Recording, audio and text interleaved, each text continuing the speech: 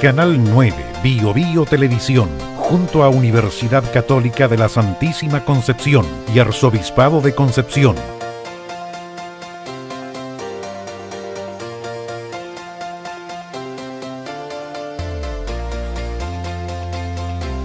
Presentan Diálogo.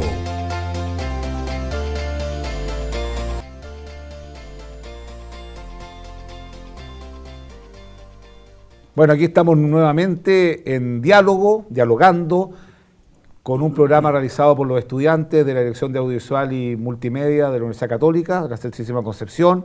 Agradecemos al canal regional, agradecemos también al Arzobispado, que nos permite dialogar, conversar, intentar buscar la esencia de lo que acontece en el ser humano, en la vida, para poder iluminarnos y actuar en consecuencia. Y hoy día tenemos un programa realmente bueno. Tenemos al rector de la Universidad de Concepción, que está de aniversario, 86 años. 96 años, o sea, 4 años más, los 100. Así es, un centenario. Y a don Sergio Lavanchí, ampliamente conocido, ha estado 17 años a la cabeza de la universidad, y tenemos también a la directora de Extensión y Pinacoteca de la Universidad de Concepción, la señora María Soledad González, que, entre paréntesis, acaba de celebrar los 50 años del precioso mural que está en la sala de arte. Y la idea es conversar de la Universidad de Concepción, que evidentemente es un hito de la ciudad y también del país, es la tercera universidad más importante de Chile, pero también conversar de la cultura, de los grandes cambios, cómo vincular las humanidades, la ciencia con el arte. Así que yo les agradezco que estén aquí. No, primero que nada, agradecer su invitación, Monseñor. Le pedí a María Soledad que me acompañara, porque esta invitación, si usted lo recuerda, surgió cuando usted asistió a la conmemoración de los 50 años del mural Presencia de América Latina. Así es. Yo le dije que sí, que con mucho gusto, pensé que después se iba a olvidar, pero resulta que la semana pasada me dijeron que ya me tenía hora y día para venir. Y le pedí a María Soledad que me acompañara porque ella es la voz autorizada en cultura. Sí, yo estoy muy contenta de estar aquí con ustedes también para compartir lo que estamos haciendo en extensión y en la parte cultural artística en la Universidad de Concepción. Yo quisiera partir con lo siguiente. He estado leyendo a Steve Jobs, su obra, y él tuvo una intuición interesante.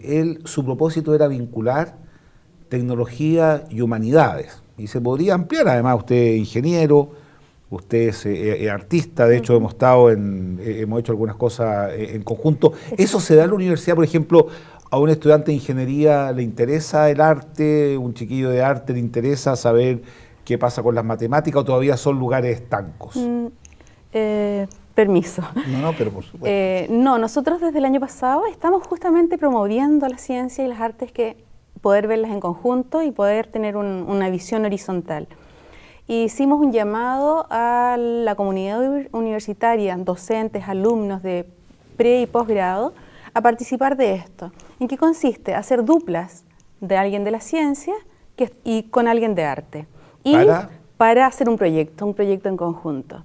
Y el año pasado se hizo algo muy interesante y ya tuvimos el primer resultado, que trabajó una chica no importa el nombre, de biología. Y ella presentó el proyecto, tenemos un jurado, una comisión que elige estos proyectos, y se desarrolló. Y el desarrollo, ¿cuál es el premio? El desarrollo de la obra, ya sea plástica, literaria o musical. ¿Y se juntó con un artista? Se juntó exactamente, y fue muy bueno. Y este año a mí me parece muy interesante porque son dos áreas de la universidad, es una ex titular, está egresada de la carrera de Artes Plásticas, con alguien de Bosques, se llama... Forestal. Forestal. Es que sabes que están investigando sobre los pigmentos en los hongos. Y es muy interesante. Bueno, y ellos se ganaron este año participar en este proyecto de ciencia y arte. Los forestales son los que están viendo los hongos en los bosques, ¿no es cierto? Y están creando unos pigmentos. Y un artista de terminal de arte va a trabajar con estos pigmentos para desarrollar obras. Así que es interesante. Dígame una cosa, señor rector, usted lleva muchos años en la universidad. Si usted tuviera que definir la universidad hace 40 años atrás respecto de la universidad de hoy, ¿cuál es el gran cambio, el cambio de paradigma y qué impacto ha tenido la tecnología y las comunicaciones en todo esto? Pensando en el futuro, digamos. Sí. A ver, si uno mira la universidad, como usted dice, hace unos 40 años atrás, ¿cierto? O más incluso, cuando éramos estudiantes. Sí. Obviamente que hay dos aspectos que tienen que ver con esta visión y esta concepción que uno tiene de la universidad. En el caso de la Universidad de Concepción, el primer aspecto tiene que ver con todo lo que son sus fundamentos, ¿cierto? Su misión, su visión, que la verdad es que eso no cambia con las tecnologías.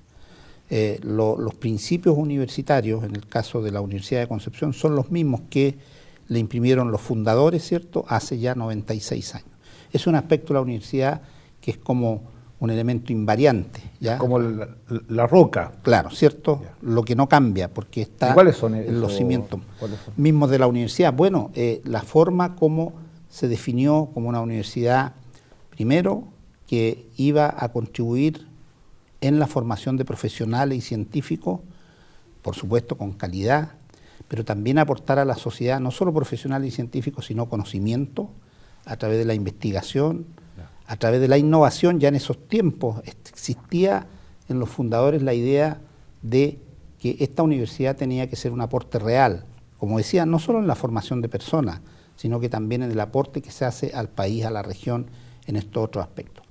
Y después viene lo otro, o sea, lo que sí cambia, y en esto tiene que ver mucho, por supuesto, todos los aspectos tecnológicos que se van conociendo, ¿cierto?, que se van descubriendo y que las universidades, los académicos, los investigadores lo van utilizando para realizar las actividades de otra manera. Ya. Entonces yo distingo esos dos aspectos cuando usted me pregunta, monseñor, los cambios, qué es lo que ha habido. Primero eso, la roca, como usted decía, y después esto otro. Claro que hoy día ha cambiado muchísimo la forma de enseñar, utilizando las TIC, ¿ya?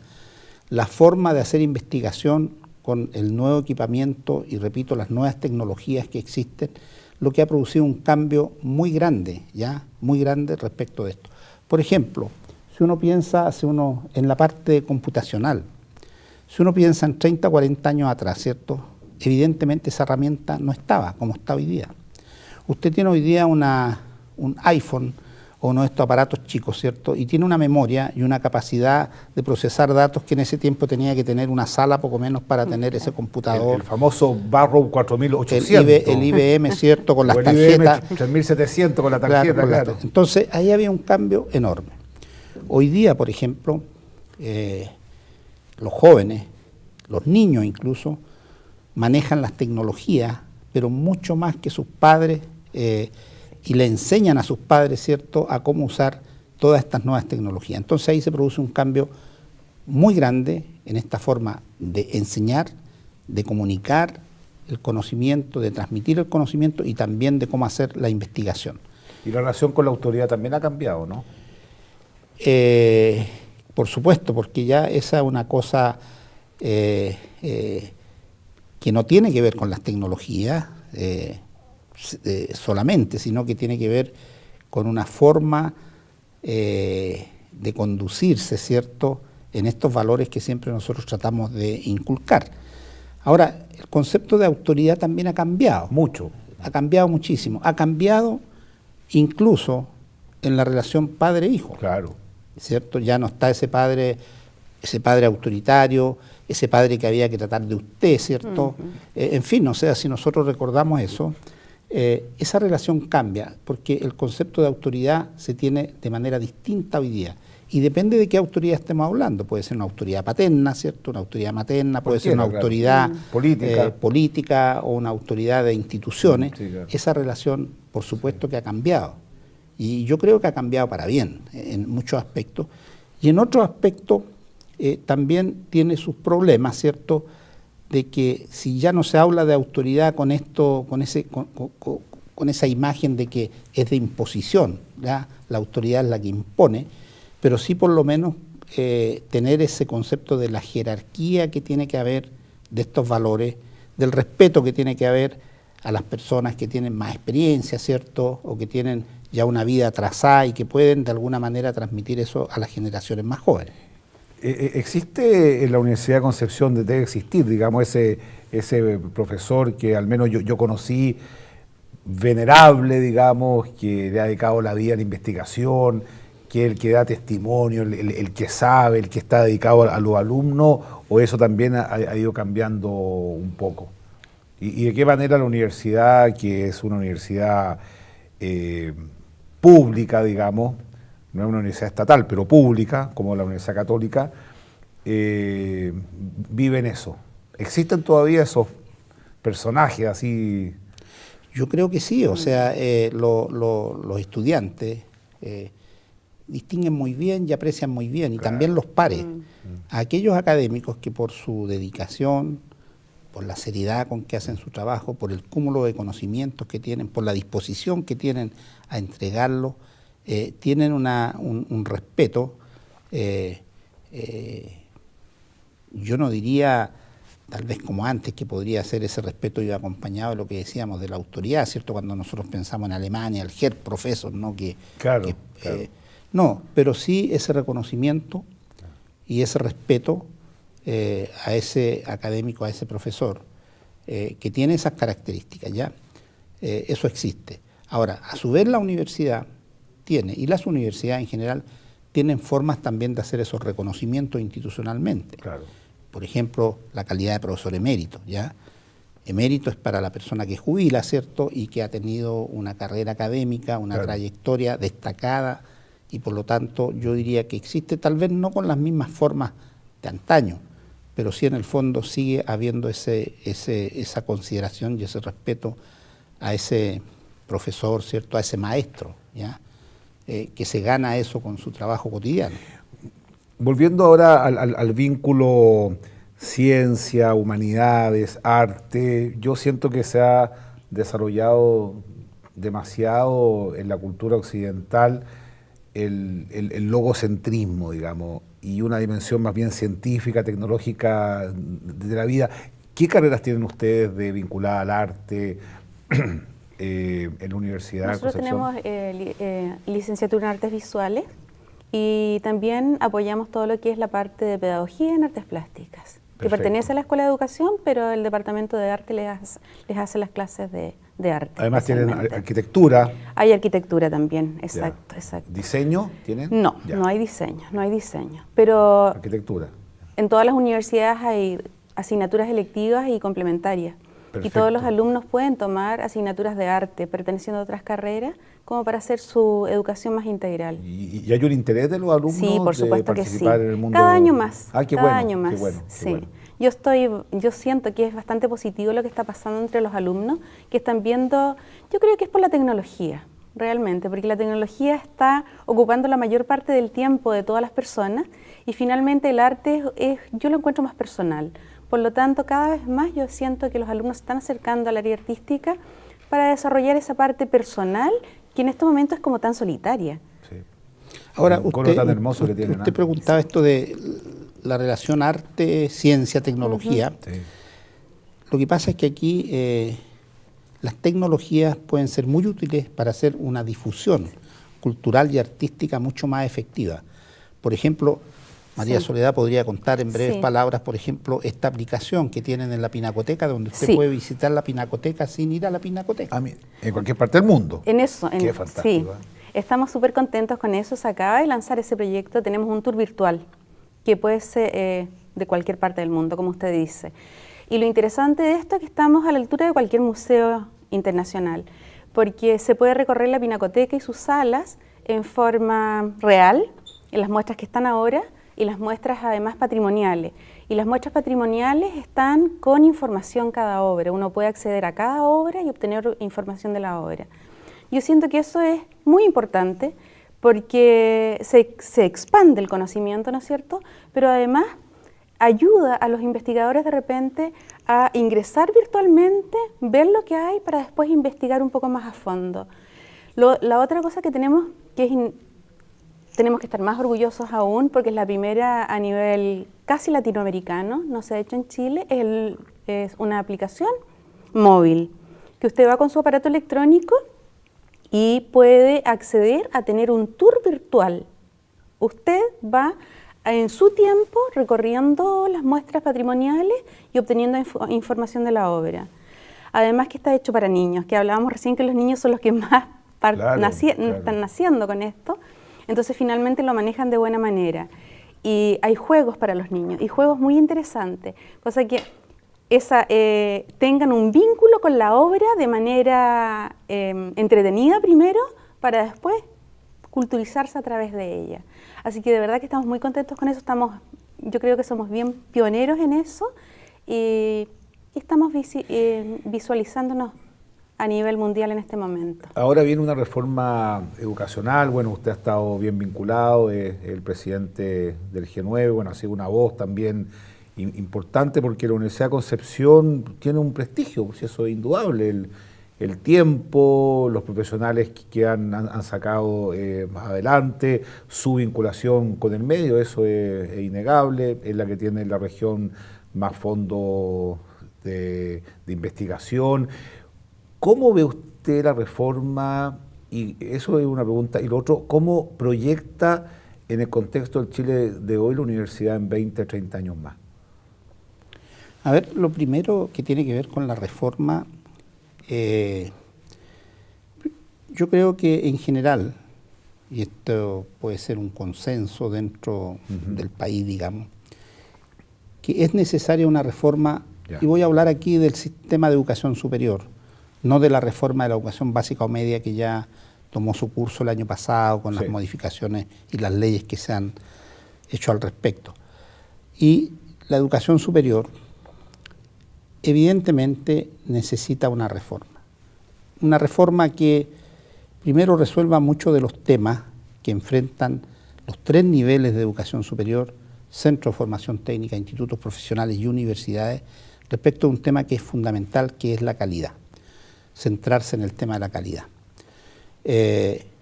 También el tema de la regulación. Por ejemplo, esto que ha sucedido, que sucedió con una universidad en Valparaíso, en Viña del Mar, ¿cierto?, fue muy dramático. O sea, yo diría que vergonzoso. Vergonzoso. Claro. En este momento, si uno lo mira desde el punto de vista de la responsabilidad que tuvo que tomar el Estado, con eso hay no menos de 26.000 millones que se han tenido que dedicar para resolver el problema de esos jóvenes que quedaron huérfanos de universidad. Y por lo tanto hay un tema de regulación, hay un tema de calidad que se aborda a través de la ley de aseguramiento de la calidad y de las modificaciones que haya que hacer a esa ley y a la forma que se está haciendo la certificación de calidad a través de los procesos de acreditación. Y hay un tema de financiamiento complejo porque no cabe duda que, y eso está en los datos y en las cifras de los países de la OECD, ¿cierto?, que en nuestro país la inversión en educación superior se estaba haciendo en un porcentaje muy alto de recursos privados, vale decir, a través de los aranceles, ¿cierto? Claro. Y la inversión pública muy poca, si bien es cierto el total comparable con otros países de la OCDE, pero la proporción... Pero eso dejaba a muchos pobres en el camino. Absolutamente. En el fondo esa es o endeudados los estudiantes, ¿cierto?, cuando eran No, profesionales. en el camino, en el camino. Entonces, se necesita una reforma. Podemos partir de ese predicamento. Dígame. Le propongo, don Sergio, que vayamos a una pausa y seguimos con este tema. Con este tema que es muy interesante y sobre todo pensar el futuro, porque la verdad que el futuro de la región y el futuro de la universidad van de la mano. Si eso es cosa de verlo nomás. Así es.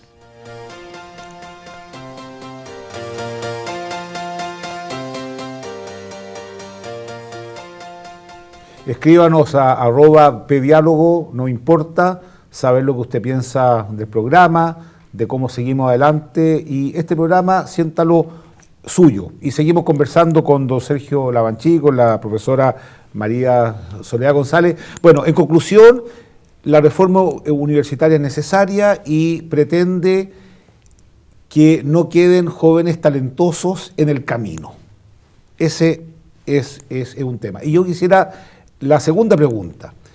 ¿Cómo ve la Universidad de Concepción, que claramente va de la mano de la región, es un referente, tiene 96 años, todas las otras universidades hacen un aporte, evidente, pero son jóvenes? ¿Cómo proyecta usted con todos estos cambios la universidad?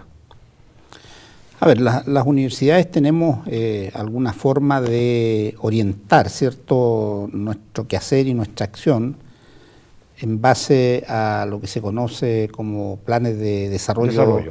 Y que es un instrumento de gestión, no hay que tomarlo de otra manera, ¿cierto?, donde nos proponemos en las distintas áreas del quehacer universitario avanzar, ¿cierto?, y ese avance irlo midiendo con indicadores, ese avance hacerlo con algunas estrategias, ¿cierto?, algunas acciones, y después ir midiendo con los indicadores. Normalmente esos planes son a 5 años. Ahora, ¿qué es lo que persigue una universidad? ¿Qué es lo que queremos de la universidad? Es lo que nos tiene que indicar hacia dónde orientar entonces estos planes estratégicos, estos planes de desarrollo. Y obviamente tenemos que entonces colocar nuestra atención en cuáles son las funciones principales o fundamentales de la universidad, porque tiene otras también, y con el tiempo se han ido agregando algunas que antes no se pensaban. Por ejemplo, hoy día el tema de la vinculación con el medio se le ha dado muchísimo más importancia que la que siempre ha tenido, porque siempre ha tenido vinculación las instituciones y se vinculan de distinta manera. Pero yo creo que en los últimos años esa ha sido una dimensión que todas las universidades de alguna manera han encontrado que es fundamental llevarla a cabo de la mejor forma posible, incluso creando estructuras especiales para orientar esa acción, ¿cierto?, direcciones o vicerrectorías de vinculación.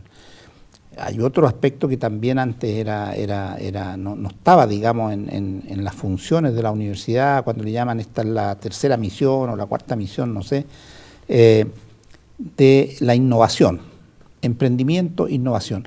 Antes era ciencia. Medio ambiente también. El medio ambiente, sí, por supuesto. De manera que cuando uno piensa en eso, primero la formación de nuestros profesionales y científicos hay que proyectarla de manera que cada vez, por supuesto, el tema de la calidad nunca vamos a poder desprendernos de él. De hacerlo con mucha calidad, con mucha pertinencia de lo que el país necesita, y por lo tanto en el tema de la formación de pre y posgrado hay que tener esa mirada de futuro. Yo quisiera decirle que la Universidad Católica de la Sede de Concepción hemos hecho esfuerzos grandes de buscar recursos entre particulares, empresarios, para promover la universidad, para hacerla crecer, y la verdad que nos ha ido mal. O sea, yo siento una cierta indiferencia frente a lo universitario. Entonces yo le digo a estas personas, oye, pero si esta universidad es donde se forman los futuros profesionales, y evidentemente que los recursos son insuficientes, sobre todo para generar mayor oportunidad en los más pobres.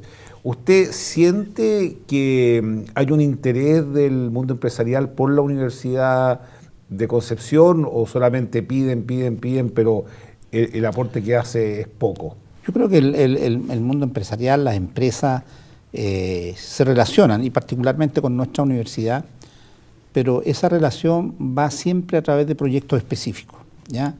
Por ejemplo, si tenemos hoy día en la Universidad de Concepción un centro de biotecnología, trabajamos con las forestales, ¿cierto?, como mejorar las especies, hacerlas resistentes al ataque de plagas, de condiciones climáticas a través de la biotecnología. Ahí va a haber interés, hay una cosa específica, ¿cierto?, y eso sucede también en otros campos. Sin embargo, nuestro país tiene una diferencia muy grande con otros países, Estados Unidos, por ejemplo, y otros, claro, como desarrollados, donde hay un gran porcentaje del Producto Interno Bruto a las actividades de investigación, de innovación, porque existe el convencimiento de que por ahí va el desarrollo de los países. Eso es una cuestión. En nuestro país, eso todavía pareciera que no se entiende. Hemos visto recién, fíjese, monseñor, una situación que se ha producido en CONICET con el presidente de CONICET, que ha renunciado, don Francisco Brieva, ¿cierto?, porque dice, ya no pude hacer más. O sea, un presidente CONICET que está 6 meses sin que le paguen sus remuneraciones, yo encontré que ya era... Sí. Entonces, ¿dónde está el interés? Por un lado, del Estado, ¿cierto?, de ir avanzando, como se ha dicho muchas veces, de ese porcentaje del PIB que se va a destinar, por un lado, a estas actividades. Y por otro lado, en estos países, la relación del aporte público, estatal, y el privado está revertido con la situación nuestra. ¿Ya?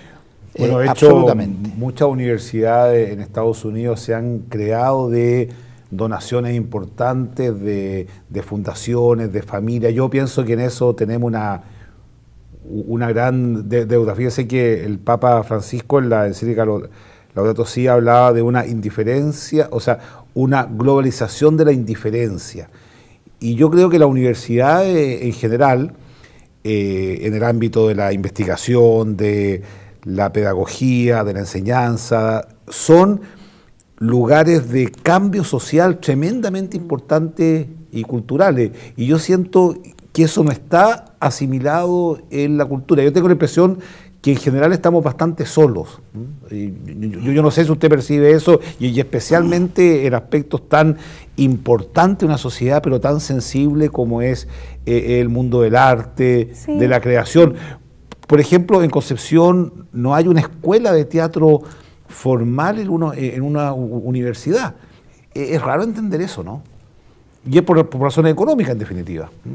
Exactamente, yo creo que es económico, pero Concepción tiene una amplia variedad de gestores culturales y de entidades culturales que se manejan en el ámbito del teatro, de la danza, y que de alguna manera tenemos un nombre, ¿no es cierto, Concepción? Porque yo diría que es una ciudad que se caracteriza por eso. La Escuela de Verano, por ejemplo, cada año recoge un poco de esto y lo hace partícipe a la ciudadanía. La Escuela de Verano, por ejemplo, de este año, que se llama Los sonidos y sus espacios habitables. Es un título sugerente para todas las áreas del saber de la universidad. Y además es bonito, es bonito. Y además justamente para lo que estábamos diciendo ahora. Pero yo creo que igual las empresas o las personas que podrían colaborar, la colaboración es menor. Entonces hay que hacer muchas cosas por amor y por ganas de mostrar lo que nosotros tenemos en la universidad, que es grande. La Escuela de Verano en realidad tratamos de abarcar todas esas áreas. ¿Tienen? ¿Cuántos alumnos tenemos en la universidad? ¿Todos los años de la escuela? No, de Es de la Escuela de Verano. Sí. No, es que la Escuela de Verano, muchos. En realidad no le podría decir exactamente cuántos alumnos, porque se dictan cursos y además... Y muy diverso y muy variado. Muy diverso, y eso es interesante. Y hay distintas actividades culturales en el foro.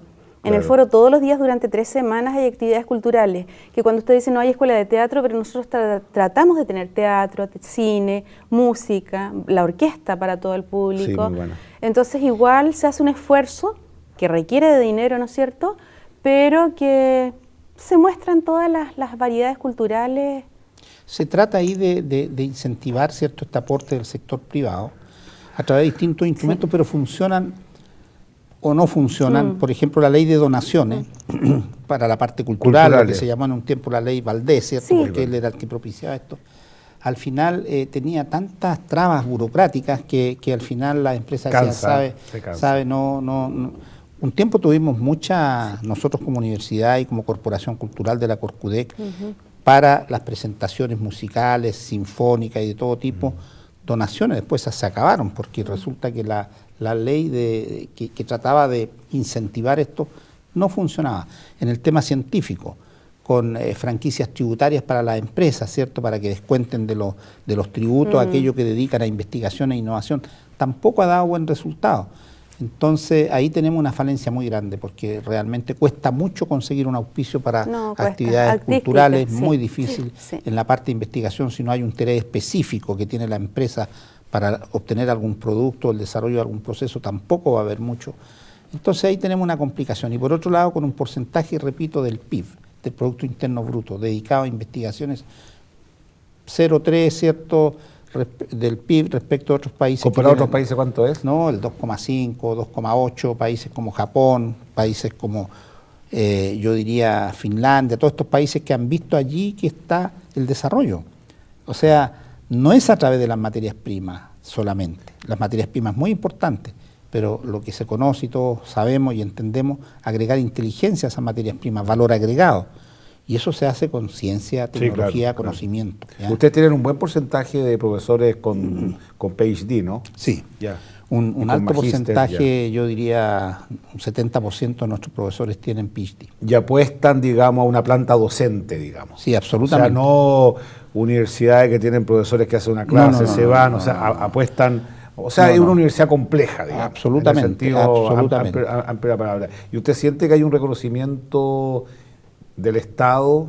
Porque yo creo que con mucha claridad su universidad, la Universidad Católica, también prestan un servicio público indudable, digamos. ¿Usted siente que en estas conversaciones hay un reconocimiento o cree que hay una cierta segregación?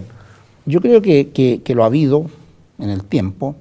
Sin embargo, hoy día, como estábamos hablando de la reforma y particularmente lo que está pasando hoy día con la discusión del presupuesto y en educación superior, que está muy compleja porque finalmente se instala allí una glosa de gratuidad, ¿cierto? Que ha complicado y ha complejizado mucho la discusión. Hemos escuchado que se va a rechazar, que se vota este jueves, que la gratuidad debería empezar entonces solo por las universidades del Estado, si es que hay alguna impugnación respecto a discriminación, etcétera, etcétera. Y uno ve que hay sectores en el ámbito político que piensan de que sí, que la educación estatal tiene que tener una primacía absoluta respecto del aporte del Estado a ellas. Y la verdad es que si uno mira el concepto de educación en forma más amplia, llamémosle, porque nosotros, y yo lo he planteado particularmente, es una visión. Lo estatal en educación superior universitaria, por lo menos, voy a decir universitaria, no se puede limitar a una concepción jurídica, ya formal, de que lo público es lo estatal.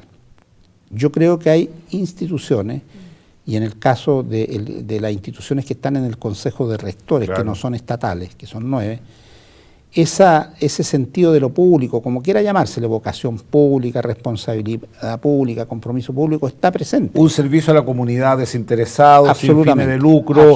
O sea, en el fondo fueron personas visionarias que idearon esto. Así es, así es, porque finalmente uno tiene que preguntarse qué es lo que persigue una institución de educación universitaria, voy a decir en este caso, que no tiene ningún otro fin que no sea formar a las personas de la forma más integral posible, entregar bienes de interés público para el país. No los mueve nada más. Entonces, no los mueve otro interés que no sea ese. Entonces, se dice, no, es que en otros países, es que nuestro país tiene una historia de desarrollo de la educación universitaria distinta a la que puede tener Inglaterra, Estados Unidos u otros países.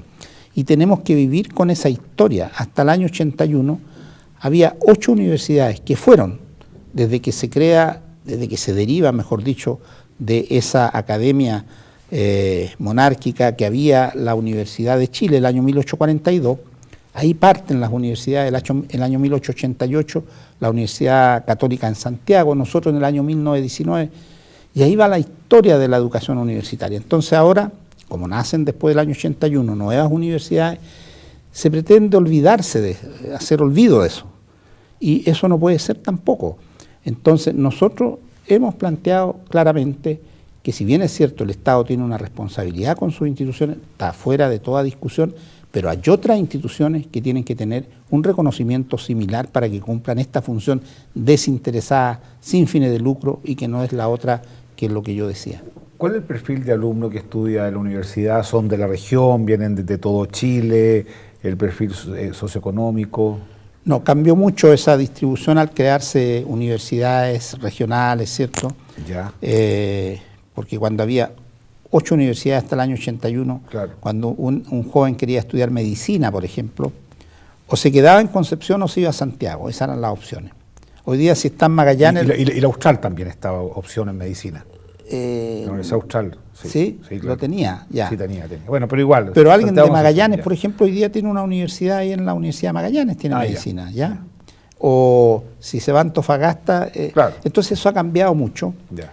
Y en el caso nuestro, hoy día, nuestros estudiantes provienen en un 80 y algo de la 8ª región, unos pocos de la 9ª y de la 7ª y después de algunas otras regiones, pero mucho más marginal. ¿Ya? O sea, se puede decir que es una universidad regional, digamos. Del punto de vista de captación de sus estudiantes, pero del punto de vista del impacto que tienen otras actividades, nos consideramos de impacto nacional. Sí, claro, pero yo me refería en el fondo a la pregunta... Desde el punto de vista de los estudiantes, sí. De los estudiantes. De pregrado. ¿Y cuáles son las carreras más solicitadas? Las más tradicionales, como siempre, Ya, medicina, odontología, derecho, ingeniería. Esas son como las que, ingeniería comercial, son las que tienen mayores postulaciones, captan los mayores puntajes de corte, porque ahí hay una cuestión y una expectativa de los jóvenes de una carrera, ¿cierto?, que pueda significarle el día de mañana tener campo ocupacional, sí, claro, una buena remuneración, y son esas las clásicas, pero nosotros en general tenemos una buena, yo diría, postulación a las distintas carreras que ofrecemos. Ahora, es interesante ver que todas las autoridades políticas de la región, con las cuales uno tiene conversaciones, una gran mayoría han estudiado en la Universidad de Concepción. Una gran mayoría, personas entre 50 y 55 años. Es decir, pareciera ser que tiene también una vocación de generar en los estudiantes servicio público, lo cual me parece muy importante. Así es, y fíjense que yo he estado, por mi cargo, ¿cierto?, en distintos lugares del país. Un año que fui a Coyhaique, porque ahí tenemos un proyecto de investigación. Cuando se supo que iba a ir el rector con alguna autoridad en Coyhaique, así como en 3 o 4 días se juntaron 150 exalumnos, claro, de derecho, de dentística, de enfermería, etcétera, y nos reunimos con ellos. O voy allá al norte, ya donde está Chuquicamata, Calama, y ahí mucho, o sea, formamos. Nosotros estamos graduando a nivel de pregrado al año alrededor de 3.000 jóvenes. ¿Cuánto? 3.000. 3.000 al año. Graduando. Ya. Obviamente, no todos se quedan acá, bueno, porque claro, hay un tema también de que esta región, y ese es un tema muy, muy importante, tiene un problema nuestra región, y es por eso que el gobierno regional también está preocupado, ¿cierto?, de tener una estrategia de desarrollo regional. Estuvimos el otro día en la Universidad de Concepción justamente haciendo el lanzamiento de un plan regional de ordenamiento territorial. Lo vi. Entonces muchos de nuestros estudiantes, y está bien, o se van al norte, a la empresa minera, o se van a Santiago, y hay estudiantes de la Universidad de Concepción, de Arica a Punta Arenas, en un buen número. Si uno saca la cuenta cuántos estudiantes, cuántos profesionales hemos graduado en estos 96 años, podemos estar llegando perfectamente, claro, a muchísimo, 90.000, 100.000 profesionales. ¿Y cuál es su sueño desde el punto de vista de la extensión, del arte, de todo lo que usted hace pensando en 20 años más? Estamos haciendo otras cosas y también, más que 20 años más, yo como que trabajo lo que está pasando ahora y tratar de potenciar eso. En el sentido, por ejemplo, que estábamos hablando recién de los estudiantes. A mí me parece algo muy interesante que vamos a partir el próximo año implementando en la Casa del Arte, que es un tremendo patrimonio que tiene la universidad y que tenemos que sacarle el partido también con nuestros estudiantes. O sea, las personas que estudian arte, pedagogía en arte, las que van a enseñar en los colegios, van a tener la posibilidad de hacer práctica profesional durante un semestre en la Pinacoteca, para saber realmente en qué consiste, ¿no es cierto?, ese tremendo patrimonio que tenemos ahí y difundirlo y tomarle el valor de lo que significa tener en la región, en la ciudad de Concepción, a disposición de todo el alumnado. Entonces, por ejemplo, cosas como las que están pasando ahora, eso para mí es un logro. Otro que estamos, por ejemplo, con un convenio con Integra, con los niñitos de los jardines infantiles, que a mí me parece tan interesante. Partimos hace un mes exponiendo la obra de la Pinacoteca a una altura para que los niños se sientan acogidos por la obra y no se les venga el arte encima finalmente y que lo puedan comprender mejor. Ellos están colocando sus niños y nosotros les estamos colocando la enseñanza. Entonces también hay un vínculo súper importante, porque siento que si el niño tiene una educación artística desde muy pequeño, por supuesto que va a ser un estudiante profesional mucho más íntegro. Entonces, si usted me habla a 20 años, no, yo pienso los logros que vamos haciendo cada día para mí tienen la importancia, Sí, claro. y seguramente eso se va a ver en el futuro. No me Qué cabe bueno. la menor duda que se va a ver. Bueno, la verdad que lamentablemente el tiempo es implacable. El tiempo en televisión es muy... Implacable, pero yo quiero agradecerle sinceramente No, con mucho gusto. la profundidad de su análisis, y estamos trabajando juntos, estamos en lo mismo. Yo creo que todas las universidades, sobre todo las que pertenecemos al G9, nos interesa hacer ver, digamos, que nuestro interés son los jóvenes, el país, el bien común, la superación de la pobreza, elevar el nivel cultural de nuestro país. Por lo tanto, estamos muy unidos en todo eso, en el Consejo de Rectores, y bueno, esperemos que las personas valoren también lo que tienen acá en su universidad, en la nuestra y en tantas otras que hacen un bien inmenso. Y yo quisiera pedirle que nos escriban a @apdiálogo y decirle especialmente a los jóvenes, pero también a la familia, que tenemos la gran peregrinación juvenil de Cabrero a Yumbel. Por lo tanto, los esperamos a las 8:30 de la mañana en el estadio de Cabrero, donde vamos a iniciar nuestro camino, 18 kilómetros, para llegar al santuario de Yumbel. Y quisiera, como regalo, el Instituto de Teología, muy generoso, le trae un libro para cada uno, La sonrisa de Beatriz, yo creo que ese del profesor Molteni. Muchas para gracias. usted, y para usted este libro, Ética y Política, escrita De la por Rosa Agustina. Peña y Rodrigo Colarte, profesores de Muchas gracias. todos del Instituto de Ajá. Teología de la universidad.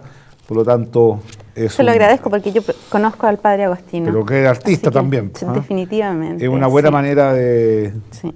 vincularnos, y esta es su casa. Ujú, muchas Agradecer gracias. también haber estado, y como siempre gracias a los alumnos que se quedan hasta tarde para sacar adelante este programa Diálogo.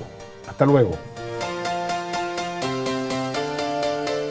Canal 9 Bio Bio Televisión, junto a Universidad Católica de la Santísima Concepción y Arzobispado de Concepción,